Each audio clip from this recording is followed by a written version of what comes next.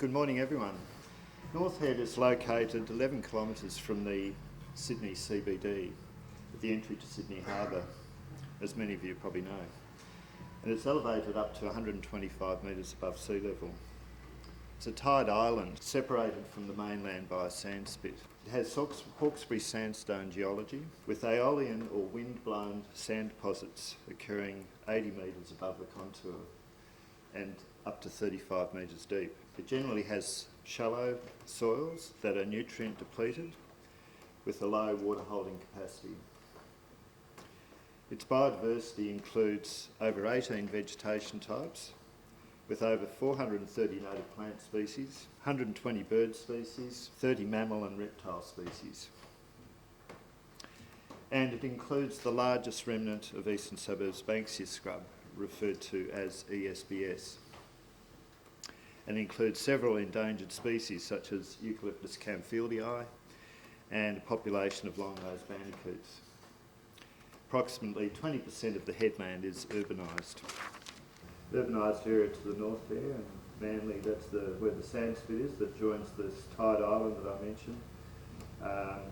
The bushland areas that surrounds Sydney Harbour National Park on this outer edge of the headland, and the area defined by the red line there is the former School of Artillery, which was military land from the 1930s, and you've got Sydney Water Sewage Treatment Plant there, and the former quarantine station that's now a hotel development. North Head was known as an Aboriginal burial, ceremonial and medicine place for tens of thousands of years. Since European occupation, most of the headland has been closed for either quarantine or military use. Regular large fires were recorded up until the 1930s and less frequently since. The quarantine station operated from the late 1820s until the 1980s, when it was closed and included within the Sydney Harbour National Park. From the mid-1930s to 1997, Defence operated the School of Artillery on the central upper part of the headland. The Army cleared the bushland for barracks and facilities and frequently cleared vegetation for firing ranges and military exercises. There are no records of bushfire on the Army lands during their occupation of the site, which is significant. In 2001, the Harbour Trust took over the Army lands and renamed the site North Head Sanctuary and opened it up to the public in 2006. The Trust is a Commonwealth agency set up to manage 8 former Commonwealth lands, mainly defence sites, around Sydney Harbour, and has a charter to conserve and restore the natural and cultural heritage of its sites and to open them up for public access. The School of Artillery, this is pretty much the top part of the headland, as I said, pretty much built on the aeolian dune, looking south towards South Head and the city. So what is Eastern Suburbs Banksia Scrub? It's been reduced to less than 3% of its original area in the Sydney region. It's listed as an endangered ecological community under the New South Wales Threatened Species Conservation Act and the Commonwealth's Environment Protection Biodiversity Conservation Act.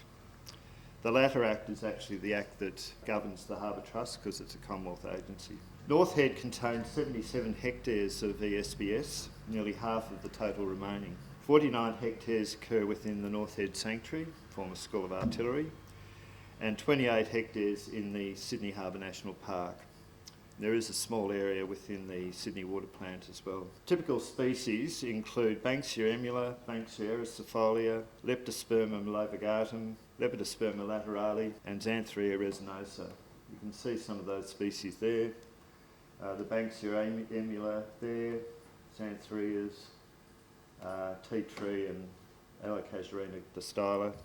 Mature scrub grows between 5 to 10 metres in height on average, but some very old tea tree grows up to 15 metres. There's an adopted ESBS recovery plan which recommends fire intervals of no less than 8 years and no greater than 30 years. But most of the ESBS in the North Head Sanctuary has not burnt for over 50 years due to regular cutting of the vegetation by the Army. Since the Army scaled down their operations in the 1990s, extensive regrowth has occurred on the site. Today I want to talk about 3 cases of ESB management since the Trust has taken over. The first case is regeneration resilience in the former School of Artillery lawns. The second is thinning of over-storey vegetation in the 3rd quarantine cemetery. And the third is prescribed burns, 3 that were carried out in September last year, which was, as I said, the first in more than 50 years. So, case 1, the lawn area. When the Trust took over the site, you could observe a lot of native plants growing in the lawns, primarily as coppice regrowth from woody species, Leptosperma, Monotoca, and ground covers such as Astroloma. There were 9 species recorded in the lawn while it was being mowed.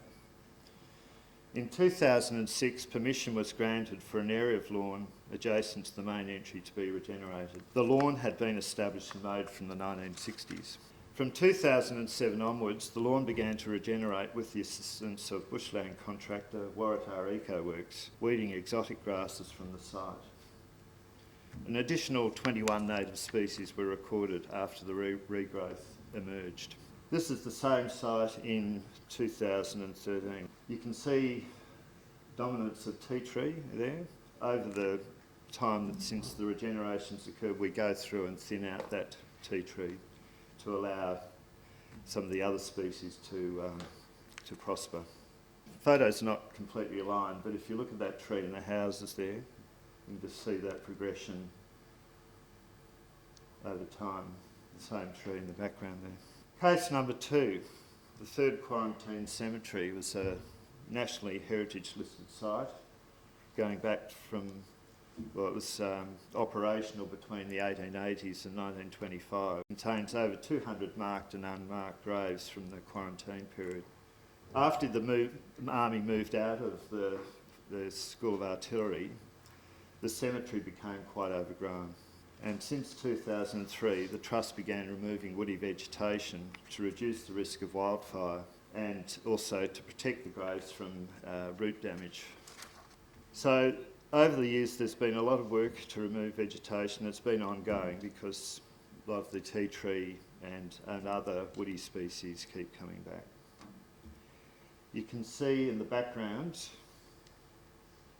the thick tea tree, and in the foreground the difference in the vegetation structure. The site is actually now maintained by the Sanctuary Foundation volunteers, and a lot of work has been done to restore the graves. You can see the damage to the grave there, and with an archaeologist working on it, they've re-erected that headstone. Case number 3, prescribed burning. In September 2012, after it seemed like years of planning and waiting, we finally managed to get burns carried out at North Head on the School of Artillery. There had been burns within the National Park over the years, but within the North Head Sanctuary there'd been no fires, as I said, for decades, over 50 years. So there was huge fuel loads and a massive operation. Involved 3 fire agencies, National Parks and Wildlife Service, Fire and Rescue New South Wales and the RFS. The burns occurred over 4 hectares on 3 separate sites. This shows some of the regeneration after the fire. On the left there is the boundary of the 3rd quarantine cemetery, and the area to the right, which was pretty much, if you looked at it, you'd just see tea tree before. So we're starting to get some of the regeneration happening. Unfortunately, rabbits are a big problem at North Head, and despite all our best efforts with shooting, pindone baiting, calicivirus release, there's still plenty of them up there. North Head Sanctuary Foundation have done some experimental monitoring post-burns and also organising some of the post-fire monitoring to assess the regeneration. They carried out experiments using a mix of fenced and unfenced quadrats in both burnt and manually cleared areas. Preliminary results show fenced burned areas have the best vegetation cover and species richness due to the exclusion of rabbits, which is not surprising. The management issues in conclusion. The Harbour Trust's aim is to increase prescribed burning to achieve a mosaic of different vegetation age classes and increase species richness. Overstoring will be carried out where practical or necessary, such as in asset protection zones. The constraints to burning are few opportunities to safely burn in this volatile vegetation type due to the high fuel loads and difficulty achieving optimum fuel moisture for burns.